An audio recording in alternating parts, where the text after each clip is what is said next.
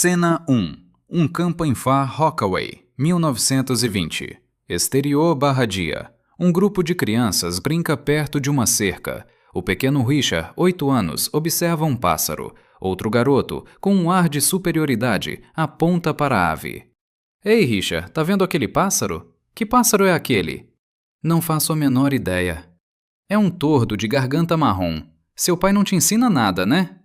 Esqueça tudo o que você aprendeu sobre ser inteligente. O garoto no playground ganhou um A em memorização. Richard ganharia um prêmio Nobel. Mas o que aconteceu naquele momento não foi uma derrota. Richard sorriu para si mesmo. Ele sabia de algo que aquele garoto, e provavelmente todos os seus professores, jamais entenderiam. Cena 2. Flashback. Dias antes. O mesmo campo. Melville Feynman, um vendedor de uniformes, caminha com o filho. Eles param diante do mesmo pássaro. Você sabe que pássaro é esse? É um papa-léguas de Spencer. Sério, pai? Não, eu inventei esse nome. Veja bem, Richard, em italiano ele é um Tiltu lapipitida. Em português, um bom da peda. Em chinês, um chung long ta. Ele se inclina, olhando nos olhos do filho. Você pode saber o nome desse pássaro em todas as línguas do mundo, e quando terminar, você saberá absolutamente nada sobre o pássaro. Você só saberá sobre os seres humanos e como eles o chamam. Então, vamos olhar para o pássaro. É aqui que a sua mente deveria explodir.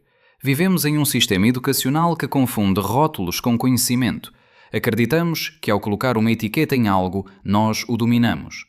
Mas Melville Feynman sabia que o nome é apenas o uniforme que a realidade usa, e ele queria que o filho visse o que estava por baixo da roupa. Richard, por que você acha que ele fica bicando as penas assim? Sei lá, para ficar limpo? Olhe mais perto.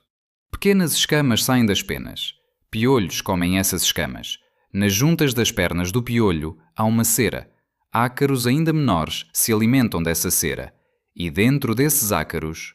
Em um segundo, um pássaro comum deixou de ser um nome em um livro e se tornou uma cascata infinita de vida biológica. Richard não aprendeu uma palavra, ele aprendeu a ver. E essa é a primeira lição que a escola ainda se recusa a te ensinar. Saber o nome de algo é o maior obstáculo para entendê-lo de verdade.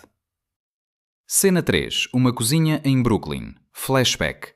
Melville está sentado com Richard, que ainda é pequeno o suficiente para usar um cadeirão. Melville traz um saco de azulejos de banheiro coloridos. Ele os coloca na bandeja como se fossem dominós. Olha, Richard, 2 brancos, 1 azul. 2 brancos, 1 azul. O que vem depois? A mãe de Richard entra na sala e balança a cabeça. Melville, deixa o pobre menino em paz. Se ele quiser colocar um azulejo azul, deixa-o colocar um azul. Melville, sério, não. Eu quero mostrar a ele o que são padrões e como eles são interessantes. Isso é matemática elementar. Percebeu a diferença? Para a maioria, matemática é uma folha de papel cheia de números áridos e fórmulas para decorar. Para Melville, matemática era a arte de notar o que se repete. Ele não deu números ao filho, ele deu olhos para enxergar a estrutura do universo. Anos depois, no jardim de infância, a professora escreveria para casa dizendo que Richard era um prodígio que previa padrões antes mesmo de terminá-los. Ele não nasceu mais inteligente, ele apenas sabia onde olhar. Cena 4. Sala de aula imaginária/estúdio. O narrador segura um livro didático de ciências de 1966. Ele o abre e mostra 3 figuras, um brinquedo de corda, um carro e um menino numa bicicleta. Em 1966, Feynman segurou um livro exatamente como este diante de uma associação de professores. Sob cada imagem havia a pergunta: o que faz isso se mover? A resposta do livro, uma única palavra: energia. Feynman ficou furioso. Ele disse que isso era como ensinar que cachorro-quente é o que faz o carrinho de cachorro-quente andar. Não explica nada, é apenas um rótulo que interrompe a curiosidade. Cena 5. Diálogo hipotético entre pai e filho. Richard. Pai, o que faz o brinquedo andar? Melville. A mola está enrolada. Richard. E por que a mola está enrolada? Melville. Porque eu girei a chave, eu me movi. Richard. E como você se moveu? Melville. Porque eu comi. A comida cresceu porque o sol brilhou sobre ela. No fim das contas, Richard, o brinquedo se move porque o sol está brilhando. A escola te dá um ponto final: energia. Melville dava ao filho uma jornada que você podia seguir com os próprios olhos até as estrelas. Se você não consegue explicar algo sem usar palavras técnicas complicadas, você não entende o assunto, você apenas decorou o uniforme dele. Qual foi a última vez que você parou de aceitar uma palavra como resposta? Cena 6. Sala de estar dos Feynman. Noite. Melville tem o pequeno Richard no colo. Eles estão lendo a Enciclopédia Britânica. Melville aponta para uma ilustração de um dinossauro. Este é o Tiranossauro Rex. Ele tem 7 metros de altura e sua cabeça tem quase 2 metros de largura. Qualquer outro pai leria essa linha e viraria a página. Melville parava. Ele não deixava o número morrer no papel. Vamos ver o que isso significa, Richard. Se esse dinossauro estivesse em pé no nosso quintal, ele seria alto o suficiente para enfiar a cabeça pela nossa janela aqui do 2º andar. Mas a cabeça dele seria larga demais para passar pelo buraco da janela. De repente, 7 metros não é mais uma estatística fria. É um monstro pré-histórico olhando para o seu quarto. Melville estava ensinando Richard a traduzir o abstrato para o tangível. Ele estava instalando um software mental que Feynman usaria pelo resto da vida. Antes de resolver qualquer equação complexa, ele primeiro perguntava como isso se parece na realidade. Se você não consegue visualizar, você não entende, você apenas aceitou a informação. Cena 7. O quintal. Dia. Richard puxa um pequeno carrinho de brinquedo com uma bola dentro. Ele observa o movimento e corre até o pai, ofegante. Pai, olha isso! Quando eu puxo o carrinho rápido, a bola vai para trás, e quando eu paro de uma vez, a bola vai para a frente. Por que ela faz isso? Em professor comum diria uma palavra: inércia. Escreva no caderno, cai na prova de quinta-feira. Melville, o vendedor de uniformes, deu uma aula que nenhuma universidade de elite teria coragem de dar. Richard, o princípio é que as coisas que estão em movimento tendem a continuar em movimento, e as que estão paradas tendem a continuar paradas, a menos que você as empurre com força. Mas ninguém sabe por que isso é verdade. Bang, o colapso do dogma. Ele explicou o fenômeno, mas teve a honestidade intelectual de admitir o limite do conhecimento humano. Ele não deu ao filho uma resposta que encerra a conversa. Ele deu um mistério que convida à exploração. Agora, olhe de lado, Richard, bem de perto. Richard puxou o carrinho de novo e seus olhos brilharam. Do ângulo certo, ele percebeu. A bola não tinha se movido para trás.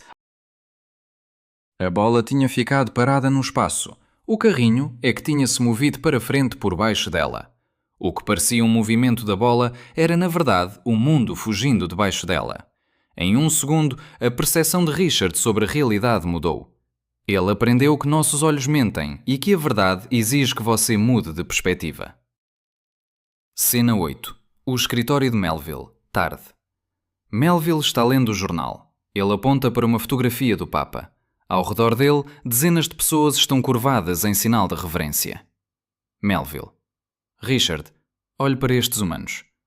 Aqui está um homem de pé. E todos esses outros estão se curvando diante dele. Sabe qual é a diferença entre eles? Richard. Ele é o Papa, pai? Melville. A diferença é o chapéu que ele está usando. Se fosse um general, a diferença seria o uniforme, as dragonas nos ombros. Mas tira o chapéu e as medalhas, e esse homem tem os mesmos problemas que todo mundo. Ele janta, ele vai ao banheiro, ele sente medo. Ele é apenas um ser humano. Aqui está o toque de mestre. Melville vendia uniformes para viver. Ele passava o dia vendo homens comuns vestirem um terno e se tornarem senhores, para depois tirarem o terno e voltarem a ser ninguém. Ele sabia que o uniforme é apenas pano. O nome do pássaro, a resposta do livro, o chapéu do Papa. Tudo isso é a mesma coisa. Um rótulo fingindo ser a essência. Cena 9. Los Alamos, Novo México. 1943. O Projeto Manhattan.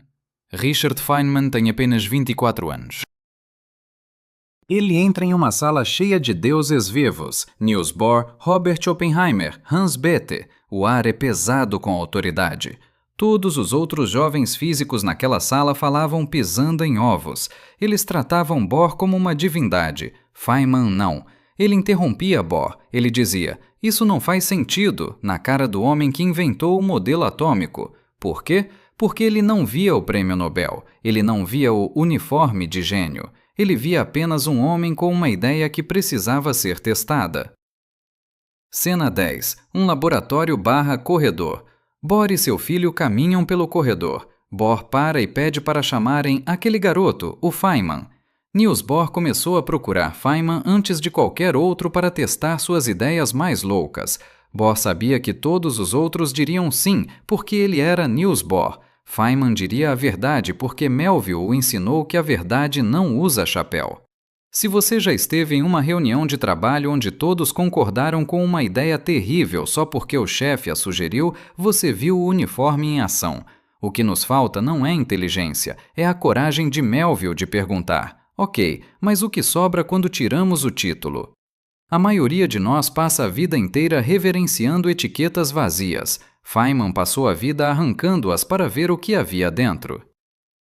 Cena 11. Estocolmo, 1965. Interior/noite. Richard Feynman sobe ao palco para receber o Prêmio Nobel de Física. Ele está usando o traje de gala, o uniforme mais prestigiado da ciência, flashes de câmeras por todos os lados. Em 1965, Richard Feynman ganhou o Prêmio Nobel, o maior rótulo de todos. Mas quando os repórteres lhe perguntaram sobre a honra, ele disse algo que chocou o mundo acadêmico. Ele disse: "Eu não gosto de honras. Honras são dragonas. Honras são uniformes. Meu pai me criou assim." Cena 12. Entrevista da BBC, 1981. Feynman, já mais velho, sorri para a câmera. O prêmio real é o prazer de descobrir a coisa, o chute da descoberta, a observação de que outras pessoas usam o que você descobriu. Essas são as coisas reais. O resto são apenas etiquetas. Melville Feynman morreu em 1946. Ele nunca pôde ver o filho ganhar o Nobel. Ele nunca foi cientista. Vendeu uniformes até o fim de seus dias. Mas ele deu ao mundo algo que nenhuma universidade poderia produzir. Uma mente que se recusou, dos 5 anos até o último suspiro, a aceitar o nome de uma coisa como substituto para o entendimento dela. Cena 13. Um copo de água com gelo. Close-up. Vemos uma mão mergulhando um anel de borracha, O-ring, na água gelada. É 1986, a investigação do desastre da Challenger. O mundo viu isso na investigação da Challenger. Enquanto burocratas usavam termos técnicos complexos para esconder falhas, Feynman apenas mergulhou um pedaço de borracha em água com gelo, sem equações, sem jargões, apenas a verdade nua e crua. Foi a última grande aula de Melville ministrada por Richard para o mundo inteiro. A realidade não se importa com a sua terminologia. Cena 14. O campo em Far Rockaway. Crepúsculo. Voltamos à imagem inicial do pássaro na cerca. O narrador caminha em direção à câmara enquanto o sol se põe. Da próxima vez que alguém usar uma palavra complicada para te explicar o mundo, faça o que Melville ensinou. Pergunte: ok, mas com o que isso realmente se parece? Não se contente com o rótulo da garrafa, beba o vinho. A beleza da realidade não está no que chamamos de fotossíntese, mas na dança silenciosa entre a luz de uma estrela e uma folha verde. O nome é para os humanos, o fenómeno é para os deuses e para aqueles que ainda têm a coragem de ser crianças. Richard Feynman disse uma vez que se sentia como alguém que ganhou algo maravilhoso quando criança e passou o resto da vida tentando encontrar de novo. Ele estava falando daquele olhar, daquela curiosidade que não aceita pontos finais. Cena 15. Tela escurecendo. O mundo está cheio de pessoas que sabem o nome de tudo e não entendem nada. Não seja uma delas. Se você quer aprender a ver o mundo como ele realmente é, sem uniformes, sem disfarces, inscreva-se. A jornada para descobrir o que está por baixo da etiqueta começa agora.